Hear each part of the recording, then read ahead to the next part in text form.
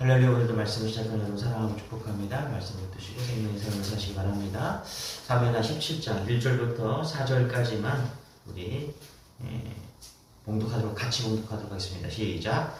아히도벨이 또 압살롬에게 이르되 이제 내가 사람 12,000명을 택하게 하셔서 오늘 밤에 내가 일어나서 다윗의 뒤를 추적하여 그가 고나고 힘이 빠졌을 때에 기습하여 그를 무섭게 하면 그와 함께 있는 모든 백성이 도망하리니 내가 다윗 왕만 쳐 죽이고 모든 백성이 당신께 돌아오게 하리니 모든 사람이 돌아오기는 왕이 찾는 이 사람에게 달렸습니다. 그리하면 모든 백성이 평안하리이다 하니 압살롬과 이스라엘 장로들이 다 그 말을 옳게 여기더라.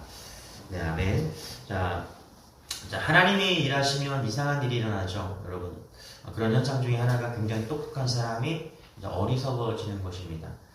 사람이 망할 때 보면요, 굉장히 똑똑했는데 어떻게 저런 판단을 했지, 어떻게 저런 실수를 했지, 그렇게 생각할 때가 있습니다.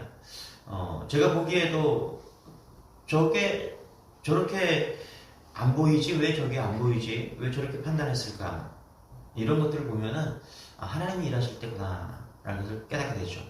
성경을 보다 보면 강한 아수르가 하루아침에 무너집니다. 그리고 강한 바벨론이 하루아침에 무너지게 됩니다. 하나님이 총기를 거두어 가시면 갑자기 이런 일이 막 벌어집니다. 다 끝장난다는 것이죠. 다윗과 압살롬이 싸울 때 여러분, 압살롬이 반역을 하잖아요, 그렇죠? 압살롬이 우세했습니다. 이유가 뭐냐면 이스라엘의 최고의 책략가인 그 아히도벨이 압살롬 편에 섰기 때문입니다. 그리고 이스라엘 백성들이 민심이 다 압살롬으로 다 기울었습니다. 다윗은 쫓겨나서 따라오는 사람도 이렇게 별로 없이 도망치게 됩니다. 자, 그러니까 이게 이제 게임이 끝난 거예요. 객관적으로 볼 때 다윗은 패배하고 압살롬은 성공한 겁니다. 자, 압살롬의 반역으로 다윗이 도망쳤어요. 어제 말씀이 거기까지입니다. 자, 그리고 이제 압살롬은 다윗을 따라가서 이제 끝장을 내면 되는 거예요. 어려운 일이 아닙니다. 자, 그래서 17장 오늘 읽은 1절부터 4절은 뭐냐면 이 아히도벨이 따라가서 죽이자, 다윗을. 그래서 그 전략이 나오는 거예요. 우리 다시 한번 그런 관점으로 1절, 2절 같이 한번 읽어볼게요. 시작. 아히도벨이 또 압살롬에게 이르되 이제 내가 사람 12,000명을 택하게 하소서 오늘 밤에 내가 일어나서 다윗의 뒤를 추적하여 그가 고나고 힘이 빠졌을 때에 기습하여 그를 무섭게 하면 그와 함께 있는 모든 백성이 도망하리니 내가 다윗 왕만 쳐 죽이고. 그렇죠? 자, 아히도벨이 유능한 사람인데요, 뭐라고 그러냐면 쫓아가서 다윗 왕만 죽이자, 이렇게 얘기하는 겁니다. 그러면 전쟁에서 이제 완전히 승리하게 된다.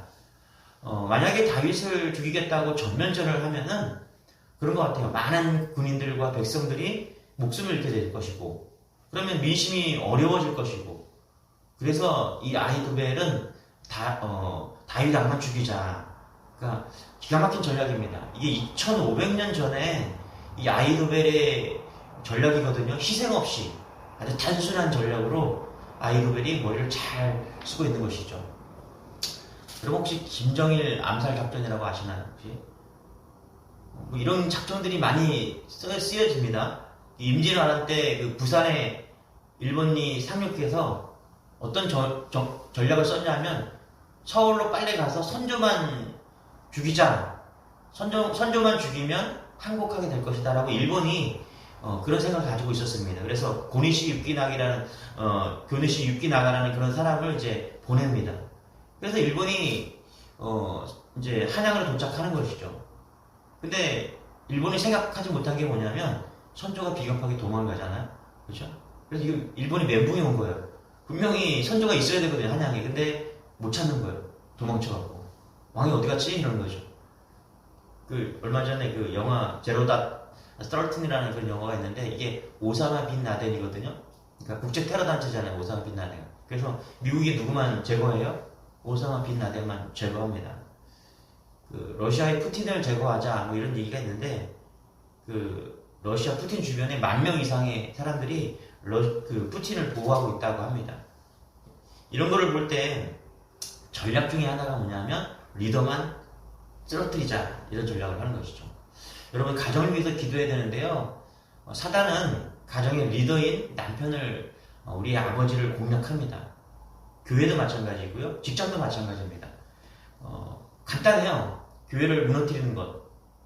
그렇죠? 리더인 담임 목사를 무너뜨리면 교회는 어려워지고 혼란과 폭풍 속에 그렇게 들어가게 되죠. 그래서 여러분 기도해야 됩니다. 누구를 위해서요? 가정을 위해서. 가정 특별히 가정의 리더인 아버지를 위해서 기도해야 됩니다. 남편을 위해서 기도해야 됩니다. 교회를 위해서 기도해야 됩니다. 그렇죠? 그래서 이 압살롬은요, 다윗이 죽으면 나타날 그 파생력을 생각한 것 같아요. 민심의 향방, 전국의 흐름. 그래서 1적, 2조, 3조를 노리는 그런 전략을 폈다는 것입니다. 이게 되게 대단히 좋은 전략이에요, 이거를. 그런데 말이 안 되는 게 갑자기 이 후세라는 사람이 등장합니다. 후세는 다윗의 또 다른 책사거든요. 그러니까 아이도벨도 책사고 후세도 책사예요. 이 다윗에게는 다윗이 승승장구할 때 요군들이 되게 많았거든요. 그러니까 아둘람군에서도 400명이 쫓아왔잖아요. 그래서 많은 그런 책사들이 있었는데 또 다른 책사가 후세입니다.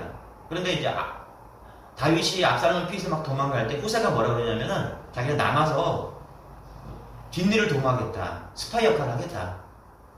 그래서 이 압살롬과 아히도멜을 방해하는 그런 전략을 피겠다, 남아서. 그래서 왕한테 다윗한테 먼저 도망가십시오 하고 자기는 여기서 혹시 내가 죽을지도 모르니까 뭐 이렇게 하면서 남아있던 사람이 후세입니다.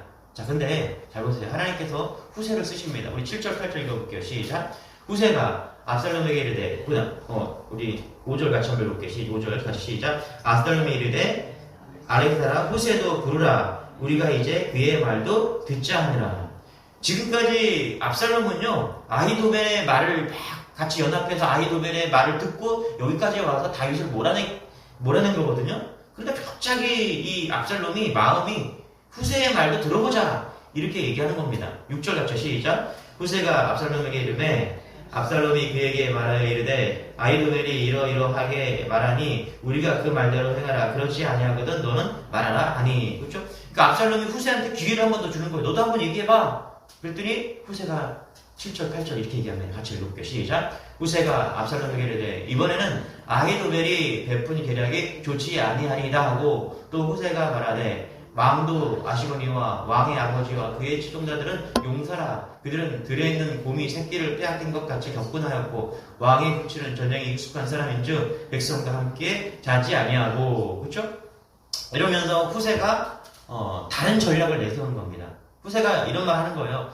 지금 다윗 왕은 새끼 빼앗긴 곰같이 지금 격분해 있습니다. 그리고 아시잖아요. 당신의 아버지 다윗은 전쟁에 아주 능숙한 사람입니다. 아주 전쟁으로 갈비를 닦은 사람이에요. 베테랑입니다. 그래서 굴에서 혼자 잘 거라고 생각하지 마세요. 기습 공격했다가 괜히 실패하면 큰일 납니다. 이런 설명을 하는 겁니다. 그러면서 이제 덜컹 겁이 나는 소문을 이야기를 하는 거예요. 뭐냐면 그냥 몇 명 보냈다가 그 10,000명 보냈다가 몇 명이나 죽어봐요. 그렇죠? 실패하면은 이제 다 이겨놓은 이 싸움을 그냥 다시 다윗에게 돌아가는 그런 어처구니 없는 일이 벌어질 겁니다. 그래서 후세가 말하는 건 그거예요. 전멸전을 핍시다. 힘을 다 모아갖고 뭐라 그래요? 바닷가에 파는 사람들을 모아서 그걸로 한 번에 그냥 칩시다. 이렇게 얘기를 하는 겁니다.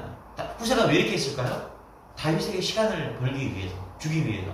그러니까 후세는 다윗 편이잖아요. 우군이잖아요. 그렇죠? 그래서 시간을 벌고 이상한 전략을 피는 겁니다. 자, 우리 11절 12절 같이 한번 읽을게요. 시작. 나는 이렇게 계략을 세웠나이다. 온 이스라엘을 담부터 보엘셀까지 바닷가에 많은 모래같이 당신에게로 모으고 친히 전장에 나가시고 우리가 만날 만한 곳에서 그를 기습하기를 이스라엘 땅에 내림같이 우리가 그의 위에 덮여 그와 함께 있는 모든 사람을 하나도 남겨두지 아니할 것이오. 그렇죠?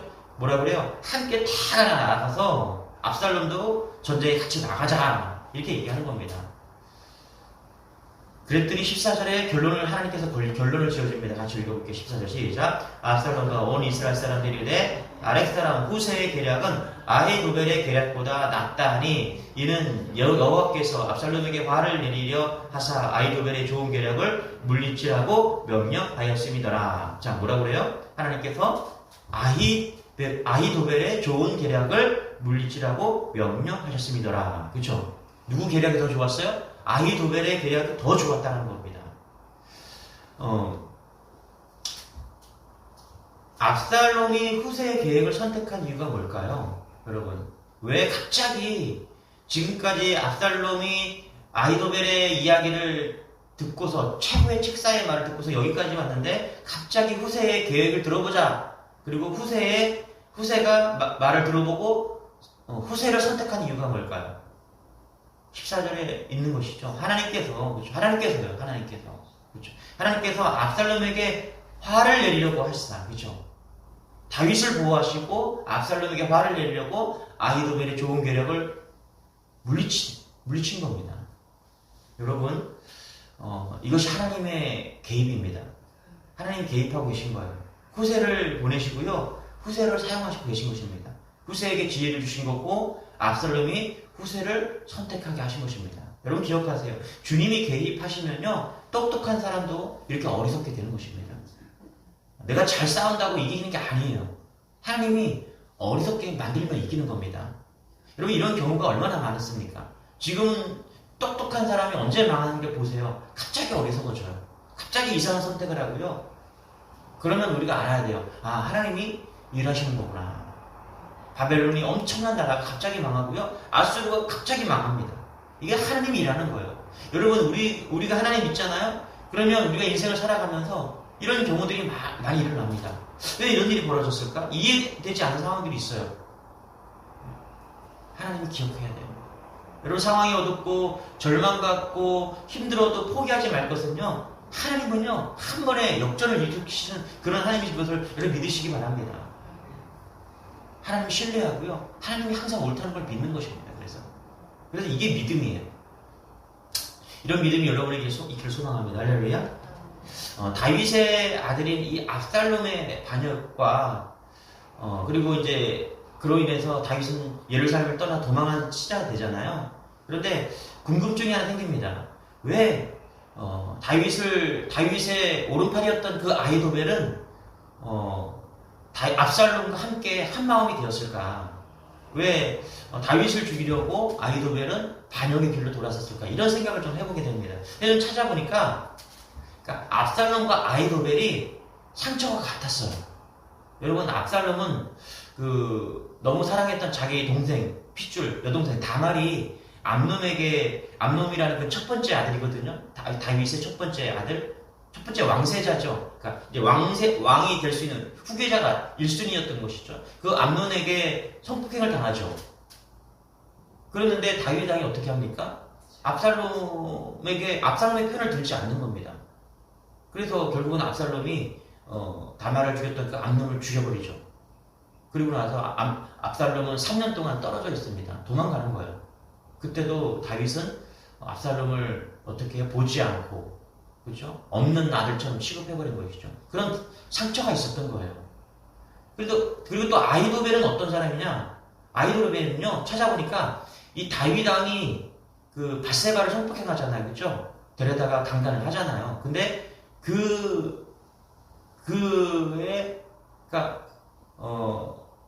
우리아가 누구지? 밧세바가 며느리고요. 아니, 밧세바가 손녀딸입니다. 아히도벨의. 성경에 나와요. 그리고 우리아가 누구냐면 사위였던 것이죠. 그러니까 아히도벨의 손녀딸 그 가정을 파괴한 게 누구예요? 다윗이라는 것입니다. 그걸 어떻게 알 수 있냐면 사무엘하 11장 3절에 보면 다윗이 사람을 보내서 그 여인을 알아보게 합니다. 밧세바가 누군지 알아보게 해요. 그랬더니 뭐라 그러냐면 이렇게 알아본 사람이 이렇게 보고를 합니다. 엘리암의 딸이요 햇사람 우리아의 아내 밧세바가 아닙니까? 이렇게 얘기합니다. 자, 엘리암의 딸이라고 나오잖아요. 이 엘리암의 딸이 누구냐면 사무엘하 23장 34절에 보면 아히도벨의 아들 엘리암 이렇게 나옵니다. 자, 보십시오. 아히도벨의 아들 엘리암. 그러니까 엘리압의 밧세바는 누구냐면 아히도벨의 손녀딸이 되는 겁니다. 그러니까 아히도벨에게 있어서 가장 사랑스러운 그 존재를 다윗이 성폭행하고 가정을 파괴하는 것이죠. 그리고 사위를 죽인 거예요. 그러니까 압살롬의 마음과 아히도벨의 마음은요, 복수의 마음이 하나가 된 것입니다. 이런 관점으로 보면요, 여러분, 아히도벨과 압살롬은요 다윗의 피해자잖아요. 성경을 보세요, 여러분. 그렇지 않습니까? 아니, 다윗이 밧세바만 강간하지 않고 또 압살롬의 문제를 잘 치리했다면 이런 일은 일어나지 않았을 거예요. 제가 볼 때 성경을 읽을 때 압살롬이 더 나쁜가 다윗이 더 나쁜가 별 차이가 없는 것 같아요. 아히도벨이 더 나쁜가 다윗이 더 나쁜가 별 차이 없어요. 그놈이 그놈이에요. 자, 그런데 하나님께서는 왜 다윗 편에 있는가? 우리가 한번 이걸 생각해야 됩니다. 왜 그래요? 하나님께서 기름 부으셨기 때문에 그렇습니다. 다윗을 선택하셨기 때문에 그래요. 그래서 다윗이 그런 범죄를 저질렀고 다윗이 회개하니까 하나님 뭐라 그래요? 내가 네 목숨만은 건들지 않게 이 땅에서 네 목숨만은 살려주겠다. 그러나 네 모든 것들을 다 칼로 치겠다고 하나님께 말씀하시지 않습니까? 우리가 여기서 깨달아야 되는 거예요. 여러분, 우리가 하나님의 자녀잖아요. 이게 은혜입니다. 우리가 아히도벨이나 다윗이나 다를 게 없는 그런 죄인들이잖아요. 그런데 하나님께서 우리를 선택하시고 우리를 자녀 삼아주신 거예요. 이게 뭐냐면 기름 부으셨다는 거예요. 이건 뭐냐면 우리가 어떤 죄를 지어도 구원해 주신다는 것입니다. 버리지 않는다는 거예요. 끝까지 책임져 주신다는 것입니다. 이게 큰 은혜라고 생각합니다. 여러분, 오늘 여기 17절 안에 놀라운 하나님의 은혜가 다윗을 향해서 담겨 있다라고 볼 수 있습니다. 이런 은혜가 우리에게도 있는 것입니다. 여러분, 오늘도 이런 놀라운 은혜를 기억하시고 오늘도 승리하는 하루 되기를 축원합니다. 기도하겠습니다. 하나님 감사합니다. 하나님께서 압살롬에게 개입하십니다. 갑자기 후세를 선택하게 하시고 후세를 보내시고 후세를 준비하게 해주셔서 말도 안 되는 그런 아히도벨의 책략을 물리치시고 후세의 전략을 선택할 수 있도록 압살롬을 그렇게 인도해 가십니다. 하나님의 뜻입니다. 하나님, 무엇보다 아히도벨이나 압살롬이나 다윗이나 다 죄인들입니다. 그럼에도 불구하고 하나님은 다윗을 선택하셨고 그를 구원해 주십니다. 그것이 하나님의 또 은혜인 것을 믿습니다. 똑같은 은혜가 우리를 선택하시고 자녀로 삼으신 그 놀라운 은혜, 그것으로 오늘도 감사하고 또 기뻐하고 오늘 하루도 승리하는 우리가 다 될 수 있도록 은혜를 더하여 주옵소서. 감사드리며 예수님의 이름으로 기도드리옵나이다. 아멘. 우리 말씀 붙드시고요. 전반에 좀 기도하겠습니다. 주여, 주님 감사합니다. 주님 감사합니다. 하나님 아버지, 우리에게 도와주시는 은혜로 결정하시는